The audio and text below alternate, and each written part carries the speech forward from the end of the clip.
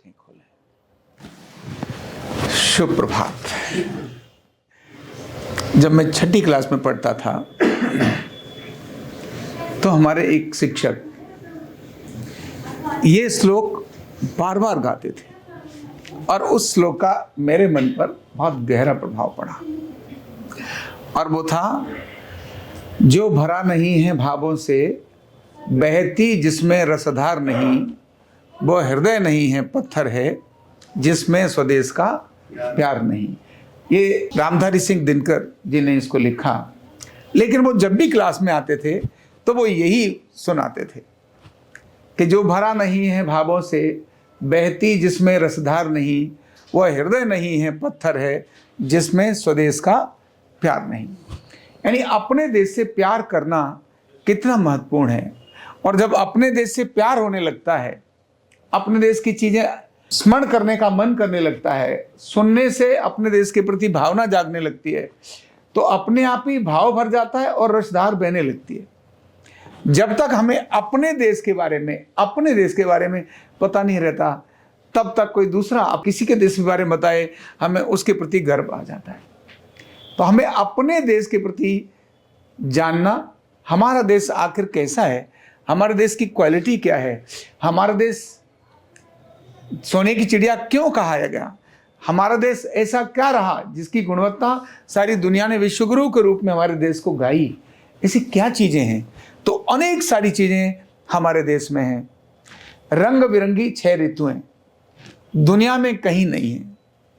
दुनिया के अंदर ऐसी 6 ऋतु, अभी हम सर्दी का आनंद ले रहे हैं, इससे पहले हमने बरसात का आनंद लिया, उससे पहले हमने गर्मी का आनंद लिया, और अभी थोड़े समय के बाद ही हम बसंत और हेमंत का आनंद लेंगे। यानी जहाँ न सर्दी है न गर्मी है, न एसी चलाने की इच्छा है, न पंखा चलाने की इच्छा है, और ना ही तेज धूप में बाहर बैठने की इच्छा है। तो ऐसी 7 रंग बिरंगी जो 6 ऋतुएं, वो सिर्फ और सिर्फ भारत में आती हैं। और ऋतु के साथ भारत की क्वालिटी है, सबसे अधिक ठंड भी भारत में पड़ती है और सबसे अधिक गर्मी भी भारत में पड़ती है। अगर हम चले गए लद्दाख पर और हिमालय के ग्लेशियर में, तो -40 डिग्री टेम्परेचर वहां पर होता है। ऐसी जो मात्र आधा मिनट 30 सेकंड अगर आपने शरीर को बाहर ऐसे निकाला तो जल जाएगा। इतनी भयंकर हवा चल रही हो तो 10 सेकंड भी बाहर निकालते आपको लगेगा काट दिया, और अगर गलती से आप 2 मिनट बाहर रह गए तो फ्रीज हो जाएंगे। इतनी भयंकर सर्दी भारत में पड़ती है। और गर्मी भी, रेगिस्तान जहां पर लोहा भी पिघल जाता है, 50-55 डिग्री तक टेम्परेचर जहां का जाता है, ऐसी गर्मी। और ऐसा स्थान भी है जहां दुनिया की सबसे अधिक बारिश होती है, और वो कौन सा स्थान है?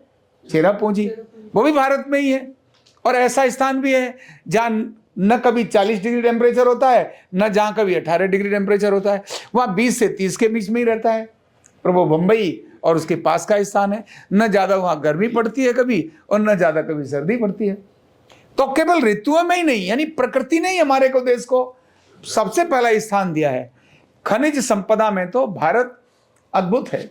इसीलिए आयुर्वेद भारत से निकलकर दुनिया में गया, क्योंकि भारत के लोगों ने, जो भारत के ऋषि थे, उन्होंने एक एक जड़ी बूटी को जाना, उसके औषधीय गुणों को जाना, और लोगों के कल्याण में उन्होंने काम किया। भारत के वीरों की बात करें, महापुरुषों की बात करें, वीरों की बात करें, तो भीम की शक्ति ऐसी थी कि हाथी को पकड़कर ऐसे घुमा के आसमान में फेंक दिया तो वो उड़ करके ऊपर से नीचे आता था। अनेक सारे हाथियों को कंट्रोल करने की ताकत किसमें थी? भीम के अंदर थी। और जो बहुत पुरानी बात नहीं है, महाराणा प्रताप घोड़े की रफ्तार से तेज दौड़ने की ताकत उनके अंदर थी, महाराणा प्रताप के अंदर। और घाव शरीर पर कितने भी लग जाएं, कोई फर्क नहीं पड़ता।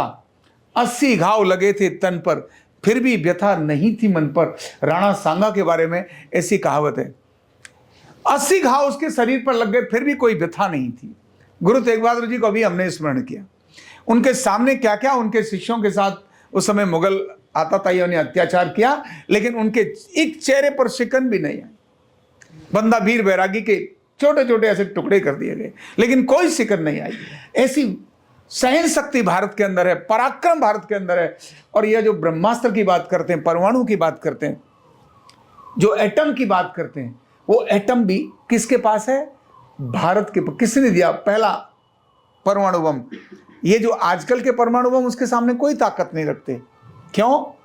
राम जी ने पहला परमाणु का प्रयोग किया था, ब्रह्मास्त्र जिसको बोलते थे, और उसको अंटार्कटिका की तरफ भेजा। तो वहां आज भी बर्फ के ग्लेशियर हैं, क्योंकि उस समय वहां राक्षस जाति रहती थी, उनको नष्ट करने के लिए उस समय उधर भेज दिया। लेकिन वो ऐसा ब्रह्मास्त्र था कि जिससे अगर सारे दुनिया के इस समय रूस के, चाइना के, अमेरिका के सारे अगर परमाणु बम इकट्ठे कर दिए जाएं और समुद्र में डाल दिए जाएं तो समुद्र कुछ नहीं होगा। लेकिन एक ब्रह्मास्त्र के कारण पूरा समुद्र सूखने लगा था, राम जी के एक ब्रह्मास्त्र के कारण। ऐसे ऐसे हमारे ग्रंथों में वर्णन है इन चीजों का। हमारे इन ग्रंथों के अंदर ही वायुयान का वर्णन है, कैसे वायुयान का निर्माण किया जाता है।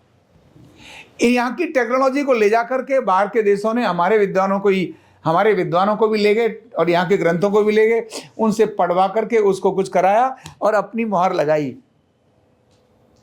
तो ऐसी प्रक्रिया दुनिया में की है। तो भारत के अंदर हमें जानना बहुत जरूरी है कि जो भरा नहीं है भावों से, बहती जिसमें रसधार नहीं, वह हृदय नहीं है, पत्थर है जिसमें स्वदेश का प्यार नहीं। Thank you so much. Neurotherapy का कंप्लीट कोर्स सीखने के लिए जुड़िए हमारे ऑनलाइन ट्रेनिंग प्रोग्राम से और जानिए करीब 100 बीमारियों का इलाज बिना दवा और बिना मशीन के। इस न्यूरोथेरेपी ऑनलाइन ट्रेनिंग प्रोग्राम से आप घर बैठे बन सकते हैं गवर्नमेंट सर्टिफाइड न्यूरोथेरेपिस्ट। रजिस्ट्रेशन के लिए नीचे दिए गए नंबर पर अभी कॉल करें। और हाँ, हमारे वीडियो को लाइक करना, शेयर करना और चैनल को सब्सक्राइब करना बिल्कुल भी ना भूलें। धन्यवाद।